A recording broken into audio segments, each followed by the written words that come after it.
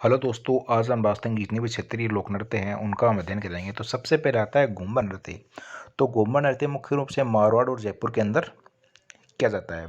तो ये राजस्थान के लोक नृत्य की आत्मा कहा जाता है। तो राजस्थान के लोक नृत्य की आत्मा घूमर नृत्य को कहा जाता है, जो मारवाड़ और जयपुर के अंदर किया जाता है। इसके बाद में आता है ढोल नृत्य। तो ढोल नृत्य जालोर के अंदर किया जाता है। तो शादी के अवसर पर मुख्य रूप से पुरुषों द्वारा ये समूह में नृत्य किया जाता है। तो ढोल नृत्य जालोर में किया जाता है और शादी के अवसर पर पुरुषों द्वारा ये नृत्य किया जाता है। इसके बाद में आता है चंग नृत्य। तो चंग नृत्य शेखावटी के अंदर किया जाता है। होली पर पुरुषों द्वारा किया जाने वाला ये नृत्य। इसके बाद में आता है शेखावटी नृत्य। तो शेखावटी गिंदड़ नृत्य। तो गिंदड़ नृत्य मुख्य रूप से कहा जाता है तो शेखावटी के अंदर किया जाता है। विशेष रूप से होली के पूर्व डंडारोपण में होली सप्ताह भर तक चलता है। ये मतलब होली जब आती है उससे पूर्व जो होली का डंडा का रोपण करके आते हैं तो उस समय ये गिंदड़ नृत्य चालू होता है और उसके बाद में होली के सप्ताह भर तक ये नृत्य चलता है। इसके बाद में आता है झुम्बर नृत्य। तो झुम्बर नृत्य हाड़ौती के अंदर किया जाता है। स्त्रियों द्वारा त्योहार पर व मांगलिक कार्यों के अंदर ये किया जाता है। बिंदोरी नृत्य। तो बिंदोरी नृत्य झालावाड़ के अंदर किया जाता है। होली और विवाह के अवसर पर पुरुषों द्वारा किया जाने वाला ये नृत्य है। इसके बाद में आता है गुड़ला नृत्य। तो गुड़ला नृत्य मारवाड़ का फेमस नृत्य है।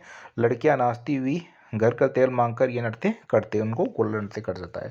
इसके बाद में अग्नि नृत्य। तो अग्नि नृत्य कातेसर बीकानेर के अंदर किया जाता है। बीकानेर में विशेष रूप से जसनाती संप्रदाय के सिद्धों द्वारा ये नृत्य किया जाता है और फतेह फतेह रणघोष के साथ किया जाता है।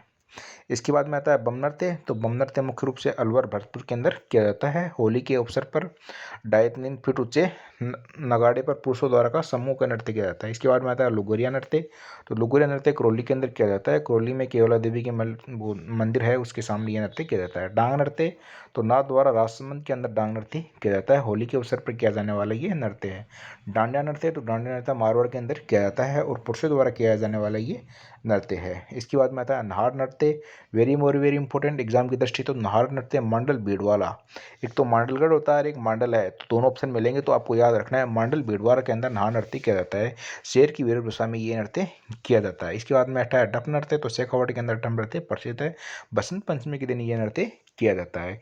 इसके बाद में आता है चिंगोली नृत्य। तो डूंगरपुर के अंदर किया जाता है। होली के अवसर पर स्त्रियों और पुरुषों द्वारा सामूहिक रूप से किया जाने वाला ये नृत्य है। इसके बाद में आता है रण नृत्य। तो रण नृत्य मेवाड़ के अंदर किया जाता है। पुरुषों द्वारा हाथों में तलवार लेकर किया जाने वाला ये नृत्य है। इसके बाद में आता है पैजन नृत्य।